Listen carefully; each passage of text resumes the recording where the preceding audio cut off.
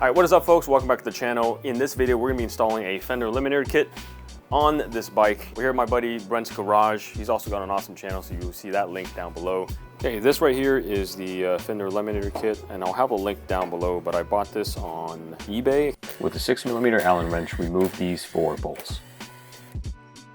Pull back to remove the seat. Pop the fairings out of the rubber grommets, and then pull these pegs out of the holes to remove the upper rear fender. Pull the dust boot down to expose the connectors and detach the one running to the license plate light. You're going to need a 5mm Allen wrench for this next step. Remove these 3 bolts to take the lower rear fender off.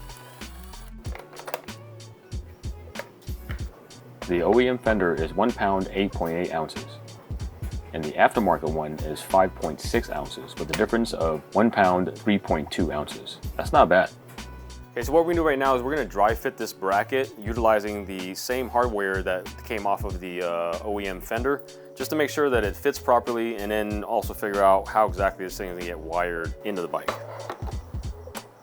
After attempting to put the bolts back in, something wasn't right. We came across a little bit of a problem with the fitment of this thing. One of the holes isn't perfectly lined up on the fender eliminator to the hole of where it needs to mount to the bike. So we're gonna have to use a step drill in order to drill the hole out just a little bit bigger on the fender eliminator, and that should fix the problem. The other thing that you have to consider too is that the OEM hardware for the original fender is substantially longer because the whole thing is just thicker in general, where this plate is extremely thin. So you're gonna notice that when you put the screw all the way up through the fender eliminator that it is gonna protrude a little bit more than it originally was meant to be. The other thing you can also do is add washers to the bolts, and then that will create a little bit more standoff, so that way it's not going through the mounting holes as far. So the very next step is we're gonna be reusing the OEM connector here, so we have to take this thing apart. That's gonna take a 5mm Allen wrench.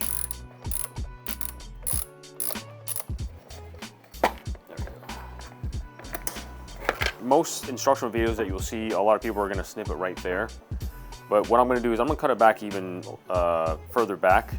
And the reason why I'm doing that is just in case I ever decide that I wanna switch out to a different eliminator kit. If I snip it all the way up here, then I don't have a whole lot of room to work with once I cut this stuff off. I'm gonna snip it back here, and then what I'll do is I'll mount this to the fender eliminator, run the wire to the back of the bike, and then from there we're gonna solder this to the back of this. The other complaint I have right now with this particular kit is, if you look at these wires right here, these things are really small gauge wires, and I'm not a fan of that. For whatever reason, if you go super cheap and you pick up a bracket that doesn't have a light, but you wanna still have one without having to spend money at the moment, then you could reuse this as long as it fits on the bracket, or like I said, you just drill holes out for it.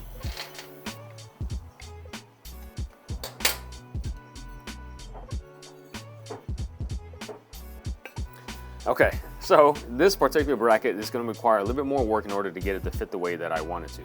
Now, most brackets that you're going to see, or fender eliminator kits, is you'll see the wire come out the back. This is the wire that goes to the light for the license plate, and then it'll come to the back, and then you'll zip tie it or whatever to the bracket somehow. And then in the center of a lot of the other brackets, we'll have a hole in the middle here, and that hole is supposed to expose this hole to the bike, so that way you can run the wire through the plate up into the bike to connect it. This thing is solid. So there's not really a super clean way to mount this and get the wire through there. So what we're gonna end up doing is, if you look up here, this is the hole that the screw goes into in order to mount this up, and then of course the 2 holes in the very back. To the right of this thing, your guys' left, is a drainage hole, or at least that's what I think it is. So what we're gonna do is we're gonna dry fit this up here, and then score the plate from up top, and then I'm gonna drill another hole on the side of this plate.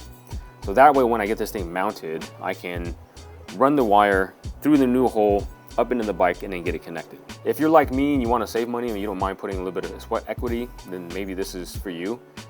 If not, then spend double the amount, about 50 bucks or whatever it is for all the other brands that are out there. That will require a lot less massaging to get this thing to work. Nothing ever goes as smoothly as you want it, right? All right, let's go do this.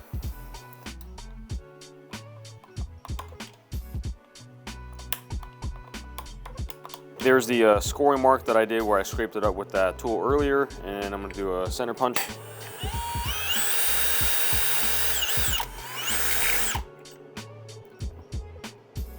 Okay, now that this thing is mounted back onto the bike, I'm going to run the wire through that hole that we just drilled and then pull it through on the other side. Okay, we've snipped this off of the OEM part. I've cut back a little bit on the heat shrink right here, and then I'll get this ready to connect to this wire. Now with this thing being kind of long, I'll probably snip it off about right there, and then by the time we're done with it, we're gonna look at something about that length to connect to that plug. Using a pair of wire strippers, prep the wires that will be connected. Twist all of the ends. Here, I put on a little flux paste for the solder to flow easier into the wires. Now, I'm not that great at soldering, but this was an opportunity for me to work on that skill. With about 3 inches of electrical tape, I wrap one of the exposed wires. Halfway through, I'll wrap both wires to keep them protected and prevent them from touching each other or other parts of the bike that might cause a blown fuse. Okay, so we forgot to film this part, but before you do your final connection, meaning you either use butt connectors or in my case we soldered it, that you connect the wires first, make sure that the wires are not touching each other because you'll most likely end up blowing a fuse because the wires are exposed at that point. And then turn the bike on to make sure that your LED license plate light is actually illuminated. And the first time I did it, it did not, so we had a polarity reversed. The correct wiring for this particular setup with the OEM plug was we had the red wire connected to the brown and then the black wire connected to the green. So all that's left to do now is connecting the plug here, and then we're going to turn this thing on, and there we go. So if you look down here, LED light is on, and that'll give you ample lighting for your license plate. Excuse the change in clothes as well as lighting. It's been a few days since we last left off. We ended up filming a couple other modifications to the bike before going back and finishing this one up. So anyway, let's go back to finishing up this install. Ignore this white plug and control module. That's from another mod that you'll see in the future. From here, pull the dust boot up to cover up the plugs and then lay everything down as flat as you can on the bike. Remember to secure the pegs of the fender into the holes and then push the sides back into the rubber grommets. Attach the front of the seat where the slot catches onto the tab on the gas tank. Ensure that all of the holes are aligned here before putting your bolts back in. Silver shoulder washers towards the front, black ones towards the back. Put the bolts back in by hand first and then tighten with a wrench.